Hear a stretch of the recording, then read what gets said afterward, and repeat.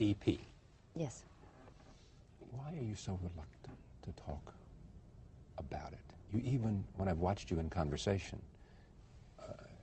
it seems that there was about the two of you, kindred souls, you saw in each other something deep inside that you both knew, you both had, and it's almost now as if you were trying to protect that.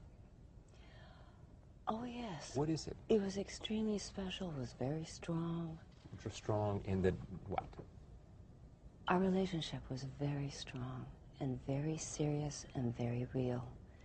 We went together for 1 year, and he trusted me, and I do not want to betray his trust even in death. What would be betraying his trust? I knew him very, very well. So if you pointed out weaknesses that you knew that would, because all of us have them, and if we have a love relationship, then we certainly know about them. If you do that, it would be a betrayal of him to tell the truth about, whether it's about the best of him or the worst of him. There's been so much written that has been negative about him. I wanted to celebrate his life. The man that I knew. And what would you say to celebrate his life? The huge talent? He was so gifted, and it makes me extremely angry that all of a sudden all these people who made fun of him right near his death, all of a sudden, posthumously, right after he passed on, were writing reams and reams of stories on him, how gifted he was. Why didn't they do that when he was alive? So they could have saved his life. You understand? Yeah. Okay. I think you understand him very well, because you grew up in North Carolina. And that's the saddest thing about him. Huge talent, thrown away, and friends were not there to save him from it. I just cherish his memory. And so did my father and my mom and my friends. And I remember great times that we had, and What was good his about it? generosity. And I know he sent flowers, and you knew that he was dead when the flowers didn't arrive, because you always got the flowers when you had a new engagement shaped like a guitar, and that was the day.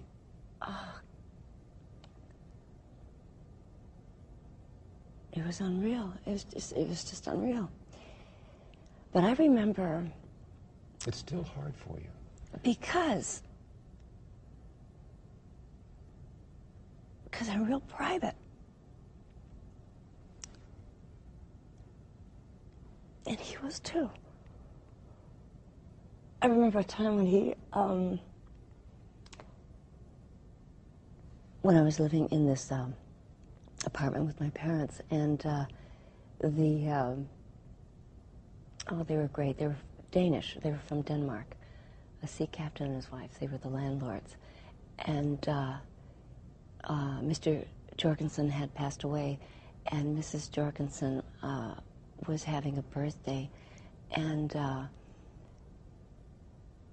Elvis had met her before, and he said, let's go and say a happy birthday to her. And he just was so sensitive and considerate, and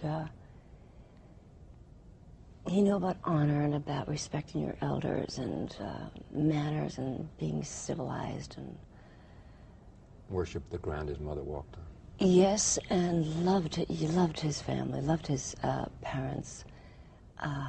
He loved his little daughter so much.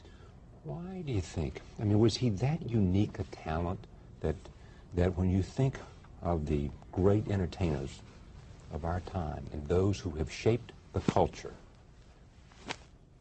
he is high, very high on that list, and there's no one on the scene today like him. There never will be. Why? What was Well, it? he's one of these gentlemen who is an American original. That was it. There was a certain authenticity about who he was and the way he sounded and his what? Oh, yes. See, that's why it gets me crazy when these people, they write all these articles. Oh, he started this, he started that, and he was gifted. And he did. Why didn't they say that when he was alive? Because jealousy. Yeah. That's why. But help me understand this, and because this is important, because you knew him. What difference would it have made? Did he need that self-confidence? Did he need that sense of people who to write that so that he would not have turned to other things? I won't get into that. I wanted that for him. Because you loved him and because you wanted him to have the satisfaction of having that known about him. So he understood that other people knew. Yes. Yes. He didn't know. Or he didn't know that other people knew. This is getting very uncomfortable for me. Okay, I know, but just stay with me 1 second. I promise I won't go anywhere.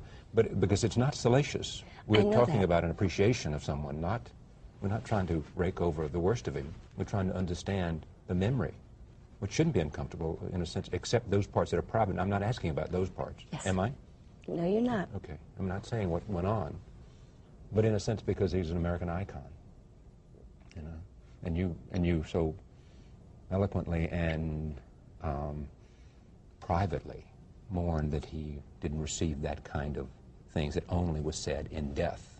You know, it's an extraordinary thing about death is that people begun to realize what might have been, about their friends, what should have been said before. Frequently, there are children who have their parents die.